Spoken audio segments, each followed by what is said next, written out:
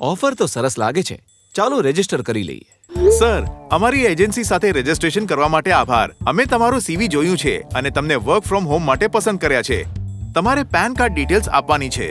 તમારે અમારી કંપનીના નિયમ અનુસાર અમુક ફોર્મ્સ ભરવાના છે અને ડોક્યુમેન્ટ્સ પર સાઇન કરવાની છે. ઠીક છે, હું ફોર્મ્સ ભરીને મારી પેન કાર્ડ ડિટેલ્સ અને એડ્રેસ પ્રૂફ મોકલી આપું છું. તમે કાલથી કામ શરૂ કરી શકો છો. તમારું કામ workfromhome.com પોર્ટલ પર અપલોડ કરવાનું રહેશે. આ છે તમારું આઈડી અને પાસવર્ડ. તમારે 10,000 રૂપિયાની સિક્યોરિટી ડિપોઝિટ પણ ભરવાની રહેશે.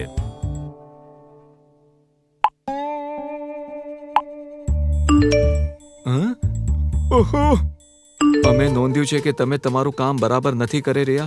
તમારા કાર્યમાં અમુક ભૂલો દેખાય છે જે બિલકુલ અસ્વીકાર્ય છે અને આપણી વચ્ચે થયેલા એગ્રીમેન્ટના હિસાબથી તમારે 1 લાખ રૂપિયાનું વળતર આપવું પડશે. શું? 1 લાખ રૂપિયાનું વળતર? રાજુજી, વળતર ચૂકવો નહીં તો કોર્ટમાં લઈ જઈશ. અરે નહીં! મિસ્ટર રાજુ, તમારા પર છેતરપિંડીનો કેસ થઈ શકે છે.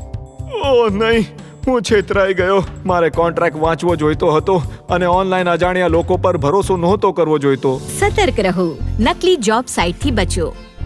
શું કરવું?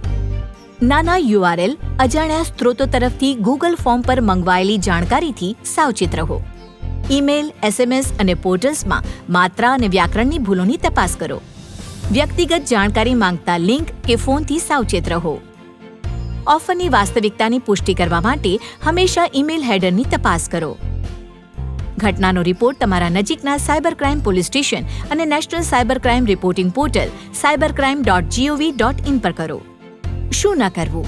ક્યારે પણ અજાણ્યા લોકોને ઈમેલના માધ્યમથી સંવેદનશીલ, વ્યક્તિગત કે માલિકીપણાની વિગતો, આધાર કે પેન કાર્ડ ન મોકલો. કોઈ પણ ઓનલાઈન એગ્રીમેન્ટ પર વકીલની સલાહ વિના સાઇન ન કરો. નોકરી મેળવવા માટે કોઈ ચૂકવણી ન કરો. અસલી કંપનીઓ ક્યારેય ડિપોઝિટ નથી માંગતી.